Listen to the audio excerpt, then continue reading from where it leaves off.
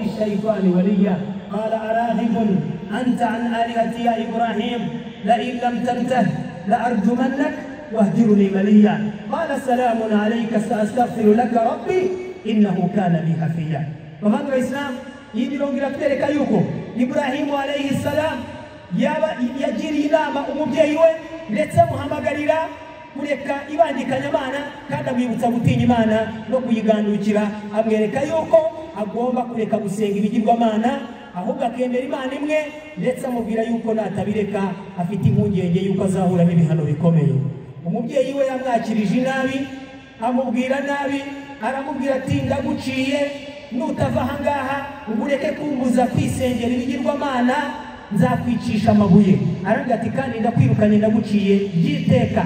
Ibrahim iyo nabi umubyeyi we yamwituye, ariko Ibrahim umuvugo yavuze qala salamun alayka, yaravuze ati amahoro y'Imana kubeho mubyeyi wanjye, nubwo wambwira gutyo ariko sinakubahuka sinagutesha agaciro kuko uri umubyeyi wanjye. Ibrahim nguko uko yarangwaga no kubaha umubyeyi we, ariko atamushyigikiye mu bibi, ndetse akarangwa no kumuhamagarira gusenga Imana imwe no kureka ibigirwamana. isomo rya nyuma tumukuraho hubbul watan wa da'wat lahu bil amni wa thamarati. Intumwa none Ibrahim alayhi salam mu ndangagaciro tumwigiraho nuko yarangwaga no gukunda igihugu no guhozaho kugisabira ibyiza, akagisabira amahoro, akagisabira ubukungu. Imana iramubwira iti idh qala Ibrahim rabbi ij'al hadha baladan amina warzuq ahlahu min ath-thamarat. Imana iravuga iti ibuka uzirikane nimwigire namwe mufate urugero.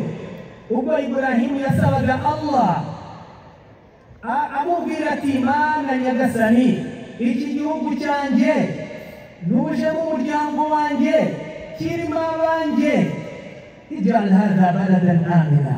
Mana nyagasani, iki gihugu kigira igihugu gitekanye gituje gifite amahoro. Imana iti warzuq ahlahu min ath-thamarat. Kandi akomeza asaba Imana ati Mana nyagasani, abanyagihugu abaturage b'iki gihugu ubahe amafunguro, ubahe ubukire, ubahe ubukungu. Ibyo byose bigaragaza ko Ibrahim alayhi salam yakundaga igihugu, akagisabira ibyiza, ndetse akanasabira abagituye umutekano n'ibyiza n'ubukire n'ubukungu n'iterambere. Ibyo nabyo ni mu ndangagaciro umwemeramana agomba kurangwa nazo, agakunda igihugu cye ndetse akagisabira ibyiza, kandi agahora ahangayikishijwe n'ikibi cyose cyaba ku gihugu cye, kuko igihugu cyawe gisobanuye abawe, gisobanuye ubuzima bwawe, gisobanuye ndetse n'ibyawe. Iyo gihungabanye cyangwa umutekano wacyo ugahungabana, ibyawe n'abawe n'ubuzima bwawe byose nabyo birahungabana.